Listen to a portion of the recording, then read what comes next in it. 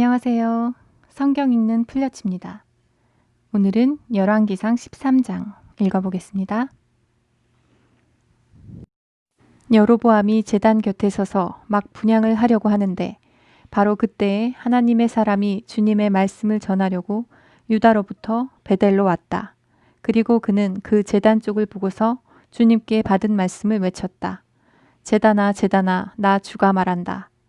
다윗의 가문에서 한 아들이 태어난다. 그 이름은 요시야다. 그가 너의 위에 분향하는 산당의 제사장들을 너의 위에서 죽여서 제물로 바칠 것이며 또 그가 너의 위에서 그 제사장들의 뼈를 태울 것이다.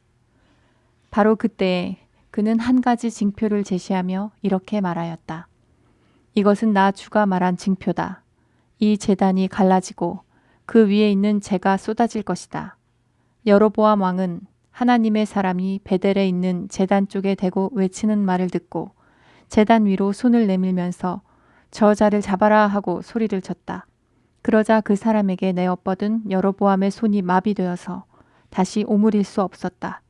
그리고 곧 이어서 하나님의 사람이 주님의 말씀으로 제시한 징표대로 그 제단은 갈라지고 그 제단으로부터는 재가 쏟아져 내렸다. 그러자 왕은 하나님의 사람에게 제발 그대의 주 하나님께 은총을 빌어서 내 손이 회복되도록 기도하여 주시오 하고 청하였다. 하나님의 사람이 주님께 은총을 비니 왕의 손이 회복되어서 예전과 같이 되었다. 이에 왕은 하나님의 사람에게 말하였다. 나와 함께 집으로 가서 피곤을 풀도록 합시다. 그대에게 선물도 주고 싶소. 그러나 하나님의 사람은 왕에게 이렇게 말하였다. 비록 임금님께서 저에게 왕실 재산의 절반을 주신다고 하여도 나는 임금님과 함께 갈 수 없습니다. 이곳에서는 밥도 먹지 않겠으며 물도 마시지 않겠습니다. 주님께서 나에게 명하시기를 밥도 먹지 말고 물도 마시지 말고 온 길로 되돌아가지도 말라고 하셨습니다.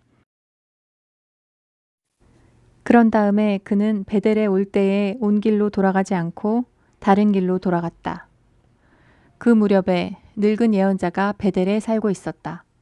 그의 아들들 가운데 하나가 와서 그날 베델에서 하나님의 사람이 한 일과 그가 왕에게 말한 내용을 모두 아버지에게 말하였다. 그러자 그들의 아버지가 그들에게 그가 어느 길로 돌아갔느냐 하고 물었다. 그의 아들들은 유다로부터 온 하나님의 사람이 돌아간 길을 말하였다. 그 말을 듣고서 그들의 아버지는 곧 그의 아들들에게 말하였다. 내가 타고 갈 나귀에 안장을 얹어다오. 그들이 아버지가 타고 갈 나귀에 안장을 얹으니 그는 나귀를 타고서 하나님의 사람을 뒤쫓아갔다. 마침내 그는 상수리나무 아래에 앉아있는 하나님의 사람을 보고 물었다. 그대가 유다로부터 온 하나님의 사람이요? 그러자 그가 대답하였다. 그렇습니다. 그는 하나님의 사람에게 말하였다. 함께 우리 집으로 가서 무엇을 좀 잡수시고 가시지요. 하나님의 사람은 대답하였다. 나는 노인 어른과 함께 돌아가서 노인 어른의 집에 들어갈 수 없습니다. 또 이곳에서는 누구와 함께 밥을 먹어도 안 되고 물을 마셔도 안 됩니다. 주님께서 나에게 명하시기를 여기에서는 밥도 먹지 말고 물도 마시지 말고 온 길로 되돌아가지도 말라고 하셨습니다. 그래서 그는 하나님의 사람에게 이렇게 말하였다. 나도 그대와 같은 예언자요. 주님께서 천사를 보내셔서 나에게 말씀하시기를 그대를 내 집으로 데리고 가서 밥도 대접하고 마실 물도 대접하라고 하셨소. 그런데 그것은 거짓말이었다. 이렇게 해서 하나님의 사람은 이 늙은 예언자와 함께 가서 그의 집에서 밥을 먹고 물도 마셨다. 그들이 이렇게 식탁에 함께 앉아 있는데 주님의 말씀이 하나님의 사람을 데려온 그 예언자에게 내렸다. 그는 유다에서 온 그 하나님의 사람에게 이렇게 외쳤다. 주님께서 말씀하십니다. 당신은 주님의 말씀을 어기고 당신의 주 하나님께서 당신에게 말씀하신 명령을 지키지 않았습니다. 당신은 주님께서 밥도 먹지 말고 물도 마시지 말라고 말씀하신 곳에서 밥도 먹고 물도 마셨습니다. 그러므로 당신의 주검은 당신 조상의 무덤에 묻히지 못할 것입니다. 그 늙은 예언자는 하나님의 사람이 밥을 먹고 물을 마신 뒤에 나귀 등에 안장을 얹어 주었다. 이에 그 사람이 길을 떠났다. 그는 길을 가다가 사자를 만났는데 그 사자가 그를 물어 죽였다. 그리고 그 주검은 길가에 버려두었으며 나귀와 사자는 그 주검 옆에 서 있었다.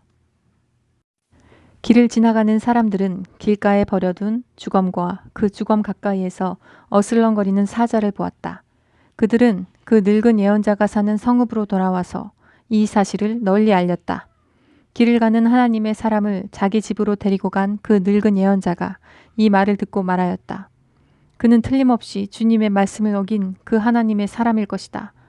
주님께서는 전에 그에게 말씀하신 대로 그를 사자에게 내주셔서 사자가 그를 찢어 죽이게 하신 것이다.